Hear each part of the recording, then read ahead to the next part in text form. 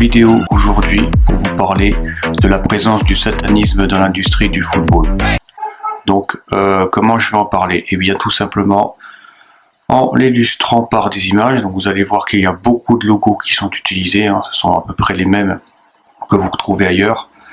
Vous en avez, par exemple, pas mal dans l'industrie du textile ou encore dans l'industrie du jeu vidéo. On en retrouve aussi sur les paquets de cigarettes ou encore sur les canettes ou les bouteilles de boissons alcoolisées ou boissons énergisantes. J'en ai déjà parlé dans mes précédentes vidéos, donc aujourd'hui ça va être à peu près la même chose, mais en ce qui concerne donc le domaine de l'industrie du football. Vous allez voir, c'est vraiment impressionnant. Donc ces logos représentent quoi? Eh bien principalement des créatures que moi je nomme des créatures reptiliennes. Donc ce sont des créatures un peu familières, qui sont plutôt bizarres en fait, qui n'ont pas vraiment l'air très réels en fait. Elles ont des attributs de certains animaux terrestres qu'on connaît ici-bas sur Terre, mais en fait elles sont mélangées avec d'autres attributs, donc des attributs humains ou des attributs en fait de plusieurs animaux qui sont pas trop compatibles. Par exemple, vous allez voir des têtes de cheval avec des corps de poisson ou des ailes d'oiseau greffées à des têtes de taureau, des choses comme ça. Donc voilà, c'est donc les créatures reptiliennes. Donc ce sont des représentations qui sont extrêmement courantes et représentées à travers les logos des marques en tout genre, dans à peu près tous les domaines différents. Dans tous les domaines, vous allez rencontrer ces choses. On le voit beaucoup au travers les statues, notamment sur les cathédrales. Vous savez, vous allez voir beaucoup ces genres de créatures. On en parle bien sûr énormément dans la mythologie, la religion et la littérature. On peut les voir très promus dans l'univers du jeu vidéo, bien sûr. Dans l'univers des mangas, c'est pareil, vous en avez beaucoup. On les voit beaucoup aussi dans l'industrie du cinéma, dans les clips vidéo, c'est pareil, vous en avez aussi. En fait, si vous observez bien, en fait, ce sont des choses qu'on retrouve en fait partout dans le monde, dans toutes les cultures et à toutes les époques. Donc, j'ai déjà un petit peu évoqué ce que c'était. Donc, ce sont des démons. D'autres les appellent les djinns ou encore dans le langage plus courant les reptiliens. D'autres les appellent les dragons. Certains parlent d'esprits mauvais ou de puissances maléfiques ou esprits sataniques. D'autres les nomment encore les anges déchus. Sur les cathédrales, vous les retrouvez, ils portent les noms de gargouilles. Certains les nomment l'Isis ou encore les archontes, etc., etc. Peu importe le nom qu'on leur donne, de toute façon. Tous ces qualificatifs désignent de toute façon à peu près la même chose. Donc beaucoup ne savent pas trop ce que c'est. Ils les prennent un peu pour des créatures imaginaires, en fait, des créations de l'esprit de l'homme. Non. En fait, ces créatures sont bien réelles. Seulement, elles sont pas. En fait, elles ne sont pas imaginaires, mais en fait, elles ne vivent pas vraiment sur Terre. Elles appartiennent plutôt à d'autres mondes. En fait, elles interagissent avec la Terre et surtout avec les hommes. D'où ces représentations extrêmement étendues partout au travers le monde. Donc je ne vais pas vous parler dans le détail de ces entités reptiliennes et d'où elles viennent, parce que c'est pas le sujet de cette vidéo d'aujourd'hui. Aujourd'hui, moi, je vais vous démontrer, encore une fois, en tout cas, je vais vous présenter des éléments extrêmement troublants qui tentent à démontrer leur présence, leur existence bien réelle et leur influence qu'elles ont sur notre monde, et en particulier sur notre humanité, notre pauvre humanité. Donc ensuite, vous en penserez ce que vous voulez, mais encore une fois, vous pourrez pas nier que ces choses sont adorées des hommes. Ça, c'est incontestable. Bon, après, en ce qui concerne la preuve mathématique de leur existence, ça, je peux pas vraiment vous la donner parce que ce sont des choses qui touchent au domaine de l'invisible. Donc moi je vais simplement vous contenter de présenter les faits encore une fois, et puis après écoutez, vous en faites ce que vous voulez, vous en pensez ce que vous voulez. Si vous voulez y croire, eh bien vous y croyez, et puis si vous voulez pas y croire, parce que ce sont des choses qu'on ne peut pas percevoir, qui sont dans le domaine de l'invisible, qu'on peut simplement observer à travers les éléments qui sont construits et bâtis par les hommes. Écoutez, libre à vous de le penser. Voilà. Donc, Avant de vous présenter ces logos, je vais très rapidement vous expliquer d'où vient le football. je crois que c'est très important de le savoir. Donc, l'origine du football, donc c'est pas très compliqué. Donc, d'après ce que j'ai entendu, le football a été découvert par les conquistadors espagnols en Amérique du Sud. Donc, en fait, ce sont une race de peuples ce sont des colons, donc qui ont débarqué en Amérique du Sud et en fait, ils ont découvert des autres peuples, donc le peuple Maya. Que ce peuple aussi était un peuple barbare et que ce peuple en fait avait des prisonniers de guerre et en fait ce qu'il s'amusait à faire c'est tout simplement les torturer et ensuite il les sacrifiait et ensuite il découpait leur tête, il coupait la tête de leurs prisonniers de guerre et ils jouaient au ballon avec. Voilà. Apparemment, ils avaient un certain plaisir à mettre en scène toutes sortes de jeux de la mort.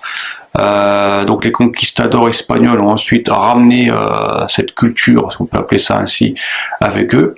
D'ailleurs, on peut remarquer aujourd'hui que la corrida espagnole, par exemple, s'en est beaucoup inspiré. C'est quelque chose qui existe toujours. C'est un véritable jeu de la mort. Ce plaisir morbide qu'il y a dans les arènes, de cette jouissance, de la souffrance, est beaucoup resté. La mise en spectacle de la torture et de la mort fait malheureusement partie de la culture encore dans certains pays, y compris en France, chez nous. Faut pas croire. Je pense qu'il y a même des gens encore qui ne savent pas ça, mais vous savez que par exemple, dans les villes comme Nîmes, par exemple, vous avez des arènes où a lieu encore ces spectacles. Vous savez, où il y a des taureaux, la tauromachie, ça s'appelle. On met en scène plusieurs taureaux et on les torture. Voilà, on les torture, on leur plante des pieux dans la tête, dans le cou.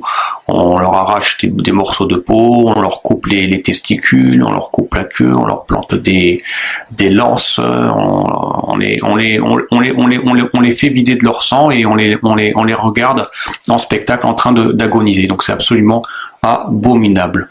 Donc tout ça évidemment ça vient de cette culture qu'il y a eu autrefois dans les arènes, où on mettait en scène des sacrifices humains.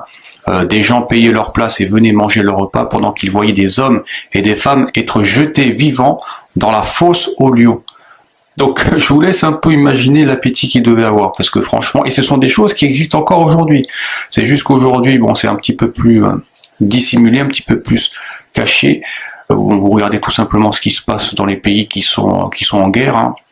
Les pays d'Afrique, les pays arabo-musulmans, vous regardez ce qui se passe en Syrie, en Palestine, en Irak, en Afghanistan, enfin tous ces pays-là sont assujettis justement à la barbarie, à la torture, aux décapitations, au démembrement, aux pratiques absolument abominables qu'il y avait justement à l'époque. En fait, ces choses ne datent pas du Moyen-Âge. En fait, ça c'est ce qu'on nous fait croire, mais en fait, c'est pas vrai. Et vous allez voir, de toute façon, je vais vous le démontrer par un fait divers, justement, qui concerne le football. Donc les gens dans les arènes étaient jetés vivants dans la fosse aux lions. Donc je me suis un petit peu intéressé justement aux termes qu'on utilise, parce que les termes sont parfois extrêmement explicites, extrêmement parlants. Dans le vocabulaire en fait courant, le terme fosse a directement à voir avec la mort. Quand on parle de fosse sceptique par exemple, on va tout de suite penser à la merde. Il est très souvent aussi raconté qu'on jetait les cadavres dans les fossés. Donc la fosse a aussi cette connotation-là. On parle aussi de fosse lorsqu'on creuse un trou et qu'on jette des morts à l'intérieur. Donc symboliquement, en fait, les gens qui participent, acteurs ou spectateurs à ces spectacles grotesques qu'il y a dans les arènes et surtout dans les stades, en fait, assistent à leur propre mort. Parce qu'en fait, le stade a directement à voir avec la fosse, parce qu'on jetait autrefois les hommes et les femmes vivants dans la fosse aux lions pour les donner en spectacle aux gens qui venaient payer leur place, quoi. Et un stade ressemble donc beaucoup à une arène, mais un stade ressemble aussi beaucoup à un chaudron.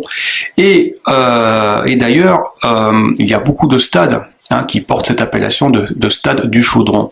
Et c'est aussi un terme pour désigner en fait l'enfer, parce que le terme de fosse, dans un terme un peu plus biblique, désigne l'enfer.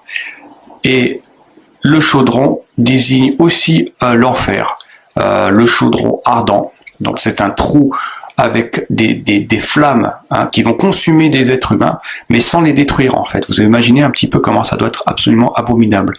Donc, dans le langage courant, en fait, un chaudron, bon évidemment c'est l'endroit où on va cuisiner et mettre en ébullition, mais symboliquement, en fait, les gens qui viennent à un stade vont consentir en fait à être cuisinés et à être mangés vivants par ces entités justement que j'ai décrit à l'instant un peu plus haut et que je vais vous montrer évidemment à travers ces logos. C'est absolument effrayant. Alors je vois tout de suite certaines remarques arriver. Beaucoup vont me dire oui non mais attends tu t'exagères, tu dis n'importe quoi. Moi quand je vais dans un stade avec mes gamins, je ne viens pas pour me faire cuisiner vivant.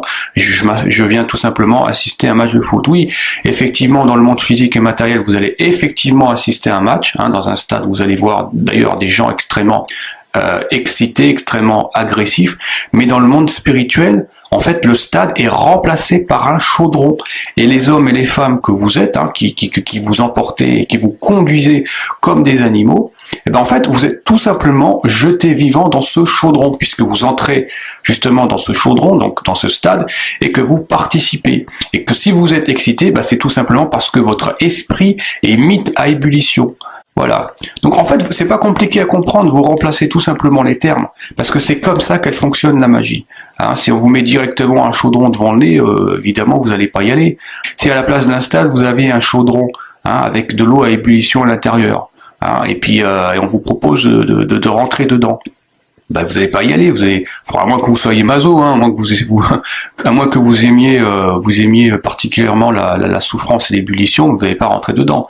Donc pour que ça marche, bon, la chose elle doit être cachée. On doit pour vous manipuler, il faut dissimuler un petit peu ces choses. Voilà. Je prends un exemple. C'est exactement comme les partis politiques. Les gens qui nous gouvernent vont pas vous dire ouvertement qu'ils aiment votre fric et que leur but c'est de s'en mettre plein les poches et de vous ruiner. Pas du tout. Non, ils vont essayer de vous tourner ça, ils vont vous faire à l'envers, quoi. Ils vont utiliser des termes extrêmement, ils vont vous parler de restrictions budgétaires, qu'il faut réformer le pays ou réinnover notre pays, que notre pays a un besoin d'un plan de restructuration. Vous voyez, ils vont utiliser des termes comme ça, mais au final, bon bah voilà, ils vont vous prendre votre fric et puis vous allez vous faire tourner quoi. Ils vont pas directement vous dire peuple, on a besoin de ton fric pour le dépenser, pour s'en mettre plein les poches, pendant que vous êtes en train de travailler comme des esclaves et en train de crever. Ils vont pas vous dire qu'ils ont besoin de votre fric pour faire des magouilles, s'enorgueillir de richesses, pour pouvoir violer des gosses sur des péniches, et puis acheter des bombardiers pour aplanir la Syrie. Bon bref. Bon, dans la magie, c'est exactement la même chose. Et quand on prend conscience de cette énorme manipulation spirituelle, ésotérique, eh bien, on n'est pas étonné du tout de constater toute cette violence qu'il y a dans les stades, cette agressivité ambiante. Et là, je vais vous citer un fait divers, parce que c'est vraiment important de le mentionner. Ça confirmera, ça étayera un petit peu ce que je viens de vous dire précédemment, parce que vous savez, il y a beaucoup de morts dans les stades.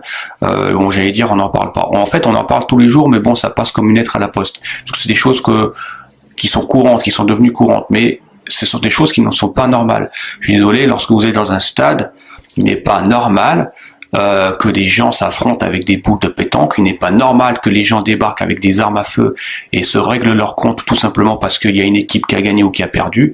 Ça n'a absolument aucun sens, vous êtes bien d'accord avec moi. Et pourtant, c'est ce qui se passe dans beaucoup de stades, d'accord, y compris en France, faut pas croire, y compris en France. De toute façon, vous voyez très bien que les gens sont extrêmement énervés, extrêmement agressifs. Bref, donc là, je vais vous citer un exemple qu'il y a eu il n'y a pas si longtemps. Donc c'est vraiment abominable ce qui se passe. Donc ça s'est passé au Brésil, donc c'est un fait divers. Un arbitre poignarde un joueur et est décapité. Alors, vous avez bien entendu, un arbitre a été décapité. Scène d'horreur sur un terrain de foot. Un arbitre de football amateur brésilien d'à peine 20 ans a été décapité après avoir lui-même poignardé un joueur qui n'acceptait pas son carton rouge. Non mais vous imaginez un petit peu le délire. Franchement, moi quand j'ai lu cette information, j'avais du mal à le croire. Je me suis dit mais c'est quoi, c'est un fake? Eh ben non, ils en parlent. Regardez, c'est dans le Parisien. C'est pas une bêtise. Bon déjà l'histoire elle est un petit peu louche parce que vous vous dites bon c'est quand même bizarre. Un arbitre qui se balade avec un couteau, parce qu'il avait un couteau, cet arbitre, il avait un couteau. Et apparemment, il avait reçu, bon, de toute façon, j'ai d'autres captures d'articles ici. Voilà, en fait, ce qui s'est passé, c'est que cet arbitre, en fait, il avait dû commettre ce que beaucoup d'arbitres commettent, hein, c'est-à-dire des erreurs extrêmement grossières d'arbitrage. Donc ça a énervé le joueur, et bon, le joueur l'a passé à tabac en fait, hein. Il lui a donné des coups de poing et des coups de pied. Et en fait, lui, par réflexe défensif, en fait, il a sorti un couteau et il l'a planté. Voilà. Bon, déjà, c'est un petit peu bizarre parce que sur un terrain, normalement, bon, les gens ne rentrent pas dans des stades sans être fouillés. Avec tout ce qui se passe aujourd'hui, maintenant, les joueurs sont quand même fouillés. On regarde s'ils ont des armes tranchantes ou des choses comme ça. Et bon, même si c'était un match de football amateur, bon, c'est quand même bizarre qu'il avait un couteau sur lui. Bon, on va dire pourquoi pas. Bon, il a pété un plomb, voilà, il s'est défendu. Et après, alors, ce qui s'est passé, c'est là vous allez voir qu'il y a quand même quelque chose qui est pas normal. En fait, ce qui s'est passé, c'est que les membres de la famille du joueur, par l'arbitre, hein, qui lui avait donné un carton rouge, sont descendus dans une folie furieuse pour venir le torturer, lui découper la tête. Donc, je vais simplement vous lire, parce que moi je n'invente rien, hein, ce qui s'est passé. Alors écoutez bien, c'est impressionnant. Un match de football amateur au nord du Brésil a tourné au drame le 30 juin dernier. Une altercation entre un joueur et un arbitre a terminé dans un bain de sang. Après avoir poignardé le joueur, l'arbitre a été pris à partie par le public qui l'a molesté, torturé, écartelé et décapité avant de mettre sa tête sur un pieu. Non mais on est où là, franchement ? C'est quoi ce truc ? Le public l'a molesté, l'a torturé, donc en fait ils l'ont attaché et ils lui ont jeté des pierres dans la tête. D'ailleurs c'est quand même bizarre parce que je me demande où est-ce qu'ils les ont trouvées ces pierres, parce que sur un terrain de foot vous n'avez pas de pierres. Vous n'avez pas de pierres. Donc ces gens sont visiblement arrivés avec des pierres avec eux dans leur poche. Vous voyez un petit peu comment elle est bizarre cette histoire-là. Un déchaînement de violence absolument incompréhensible. Cette histoire pourrait être tout droit sortie d'un épisode de Game of Thrones. L'arbitre de la rencontre, tout juste âgé de 20 ans, a donné un carton rouge à un de ses joueurs sur le terrain. Le joueur en question de 31 ans, n'acceptant pas de se faire expulser, a répondu à l'homme en noir par plusieurs coups de poing et coups de pied, donc c'est ce que je disais. Le jeune officiel, pris de panique, a sorti un couteau qu'il avait sur lui, a poignardé à de nombreuses reprises le footballeur. Donc vous voyez déjà, les réactions sont complètement disproportionnées. Hein, on ne réagit pas comme ça. Si vous n'allez pas sortir un couteau. En plus, il n'est pas tout seul le mec, donc il sait très bien que d'autres personnes seraient venues à son aide. Donc déjà de sortir un couteau, c'est quand même excessif. Mais alors la réaction des spectateurs qui descendent dans le stade et qui viennent sur le terrain est encore beaucoup plus inappropriée, beaucoup plus disproportionnée. Et pour moi, elle ne s'explique que par la pratique de rituels et que par des forces extérieures qui sont rentrées dans ces personnes pour que ces personnes commettent ces actes. Parce que c'est absolument impossible, même si on est un petit peu violent dans sa tête, même si on est un petit peu perturbé. Si vous voyez, je sais pas, si vous voyez votre frère en train de se faire frapper par un arbitre, au pire des cas, vous allez descendre effectivement avec des membres de votre famille, avec vos cousins, vos frères, vos oncles, etc. Vous allez attraper le mec, vous allez l'immobiliser déjà, et puis peut-être que vous allez effectivement lui donner quelques coups de poing, quelques coups de pied pour lui faire comprendre que voilà, c'est pas des choses qui se font, et puis terminé. Vous n'allez pas prendre le mec, vous n'allez pas l'attacher, vous n'allez pas le torturer, vous n'allez pas l'écarteler, puis encore moins le décapiter. C'est quoi ce délire? Et ben pourtant, c'est ce qui s'est passé. Donc pour moi, quand je vois toutes ces choses, quand je lis ces choses, je me dis qu'il y a quand même quelque chose qui n'est tout simplement pas normal. On peut pas cautionner, on peut pas penser qu'il s'agisse d'êtres humains qui ont fait ça. Même si ce sont des êtres humains qui sont un petit peu perturbés dans leur tête, c'est pas possible. Selon l'APS Associated Press, les services de police de l'État de Maranhão ont affirmé que les amis du joueur ainsi que sa famille, fous furieux de l'agression, ont été à l'origine de l'envahissement du terrain. Ils ont ensuite lancé des